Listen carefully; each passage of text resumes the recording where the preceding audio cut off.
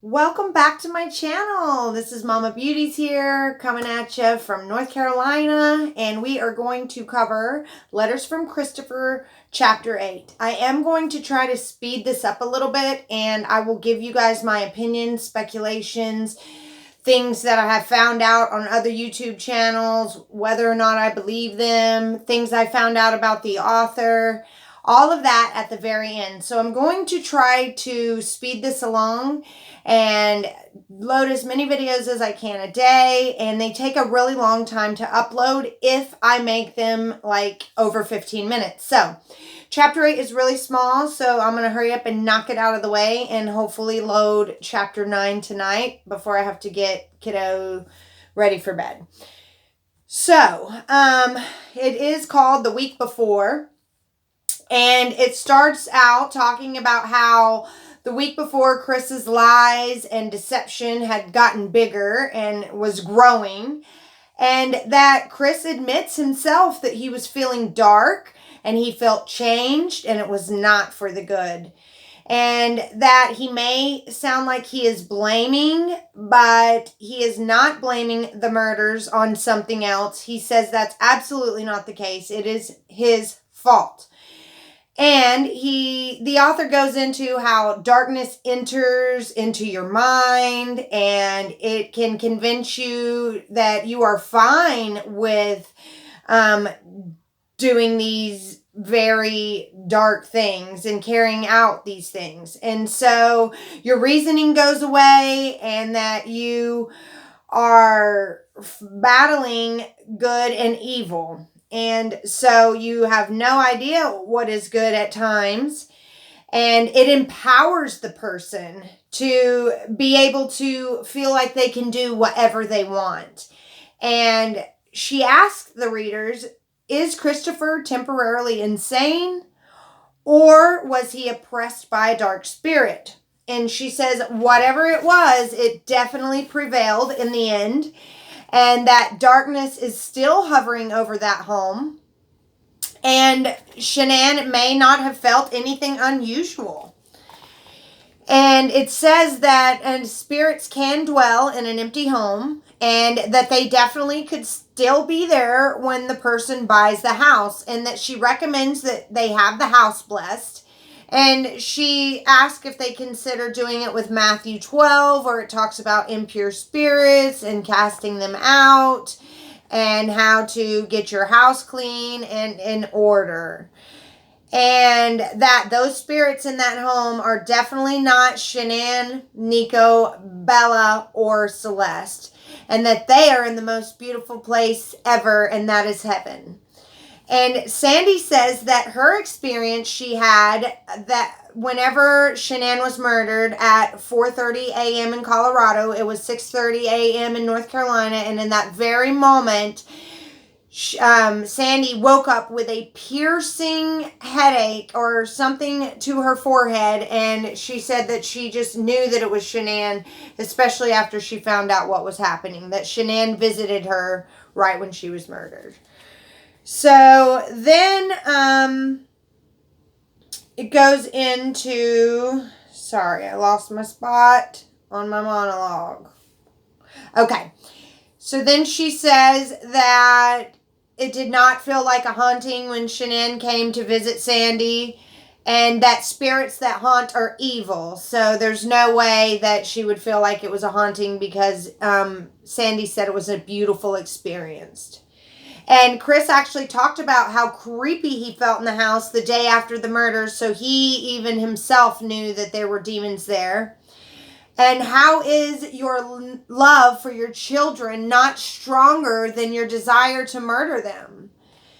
And forces of evil are not greater than forces of good unless the evil has taken deep root inside your mind, body, and soul. And Christopher read somewhere that fathers don't kill their children, but he did. And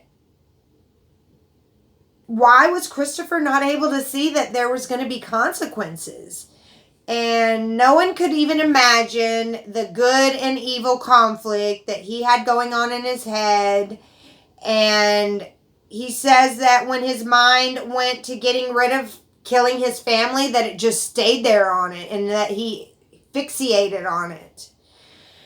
And Christopher did not tell the FBI that he thought of killing the girl. The thought of killing the girls did not come that morning in a fit of rage. In all actuality, he had been fantasizing about it, and he planned out the murders of Shanann and the girls, and that he started getting distant and withdrawn, and it was because he was planning on killing her. And that he was having these thoughts for a couple of weeks. Now, a couple, that could be 2 to 3 weeks, you guys. And he says that had he not had the affair, that he would not have killed his family. Okay, Chris. And he says that he knows why he killed his family. And by his own admission, he says it was to be with Nikki, that he would have done anything, no matter what, to be with her. Even if it meant to kill his family, because he could be free with her. And until now, he's not admitted this to anyone, that the whole reason he killed his family was to be with Nikki. See, in his other confession, it was so Nikki wouldn't find out she was pregnant, but we all know that Nikki already knew she was pregnant, so that cannot be his motive. So now he has to come up with another motive, because he knows he's been caught in his own lie, and his other motive is so he could be with her, that she made him feel free.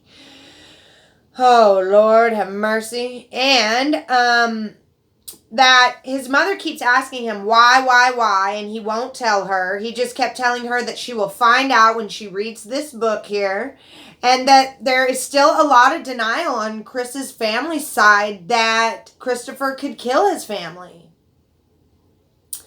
And that his family came home on August 7th, and that was the same day that they left North Carolina. It was the last time they would ever make that trip back from North Carolina. It was the last time they would hug the Ruseks, and it was the last time they would ever see them.